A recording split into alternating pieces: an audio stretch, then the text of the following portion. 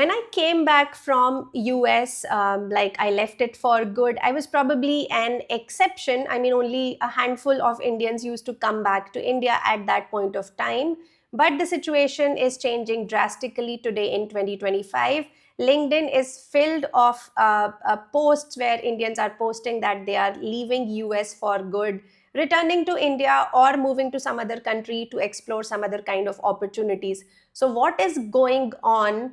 Why are Indians leaving US? What kind of Indians are leaving US? And what does it mean for you? All this on the other side of the intro. Keep watching.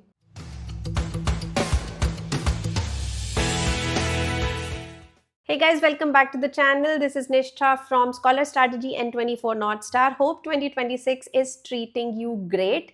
Now, one trend I have been watching for past many months and I wanted to do a video on is that Indians are starting to leave US in more and more numbers. So what is going on? And specifically, there are 7 categories of Indians who are leaving US, and that is what I want to cover in this video today. Let's start with the first one.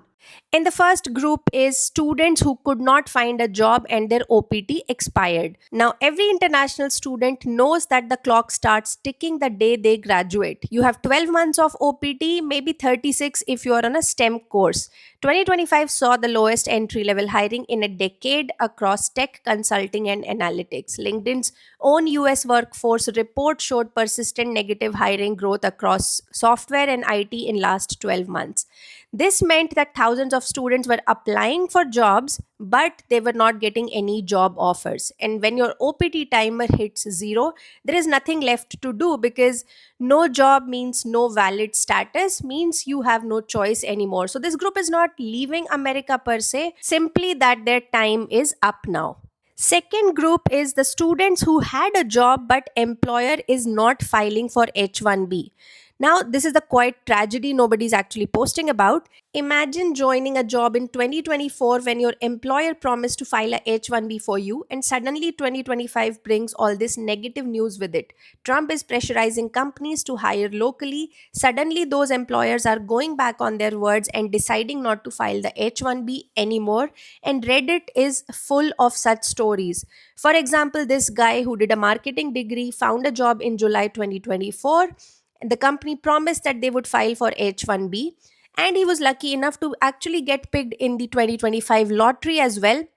But fast forward to November 2025, when suddenly he gets pulled into the HR office and they inform him that they cannot file for his H1B anymore because the new role was too general to be qualified for the H1B visa.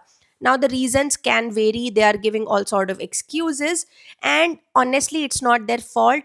When government is making so many changes, they just don't know what a H1B entails anymore. So you're seeing hundreds of master's graduates who even got their dream job only to hear from the company later on that they cannot file their H1B visa. And this group is also now out of status because they cannot file for the H1B, and the company doesn't want to retain them on OPT for long, and they have to now leave US.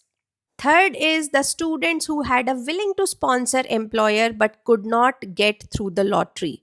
Even if the employer is ready to file for you, which many big tech companies were willing to do, but if you have exhausted your 3 chances of H1B lottery and you were unlucky enough to not get picked in 3 times, then again you have no option. You have to pack your bags and find your future somewhere outside America. This is probably the most frustrated group. They didn't lose, the system actually failed them, and you can see many such stories on LinkedIn.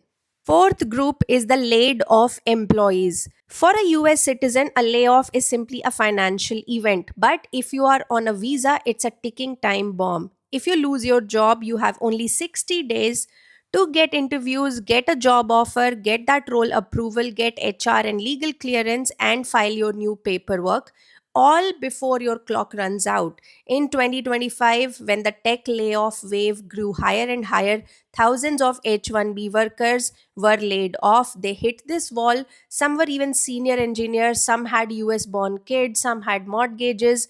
None of it mattered. If in your family you are the only one on the legal status and suddenly you are laid off and you could not find that new job within 60 days, which, let's be honest, has been pretty impossible in 2025, then you have to pack your bags, close your life in the US, and you have to move out. And yes, there were many, many such Indians who faced this brutal reality in 2025.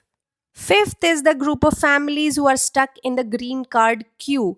Indian families who arrived in the US in 2010, 2015 entered a system where employment based green card backlog grew past 1 million, wait time stretched to 5 to 50 years, children on dependent visas risk aging out at 21, and progress moved backward during the 2023-24 due to visa retrogression.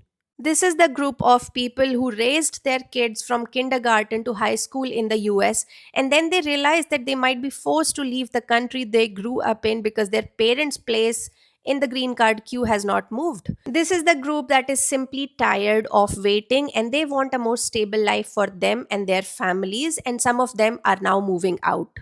Next is the group of families with average income who are struggling to save meaningfully. Another thing that is forcing families out is inflation and decreased savings. I talked about the K shaped economy in this previous video. Do check it out.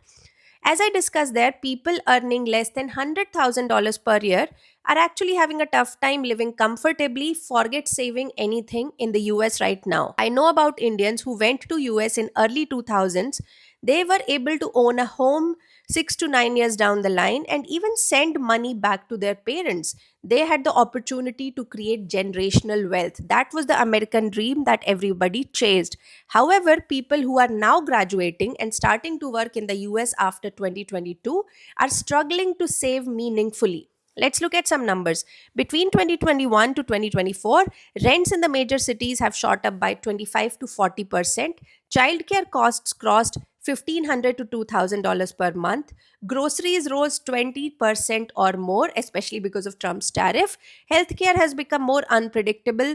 Interest rates hit 20-year highs, and salaries, they have stayed flat. And with new tax laws coming in, it seems like you will be paying more taxes and your take home income is going to reduce.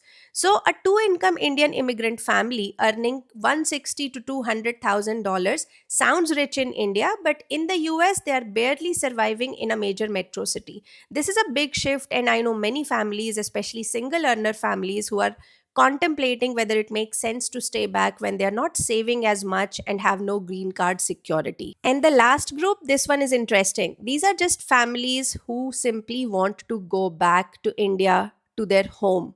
Not every departure is economic. Some people left because after 10 to 15 years, they realized their parents are getting older, their kids don't know their own culture, the loneliness is permanent, the American dream feels transactional, they are missing family weddings, festivals, funerals, and FaceTime is not the same as presence. For this group, something shifted in 2025. Remote work became normal, Indian salaries are improving, startups paid competitively, tier 1 cities became global hubs in India. Suddenly, the dream flipped, and instead of thinking, how do we stay in America, they started to think, what are we still doing here? And they simply left, not running away from something, but returning home. So, what does all this mean? The people leaving US are of all kinds now, the unlucky, the timed out, the priced out, the burned out, and the ones who finally realized what mattered. I don't see this as an exodus, but it's a correction. For decades, the US was a magnet that pulled in talent without thinking twice. But it's 2026 now, and the world has changed. The world outside America has more optionality now.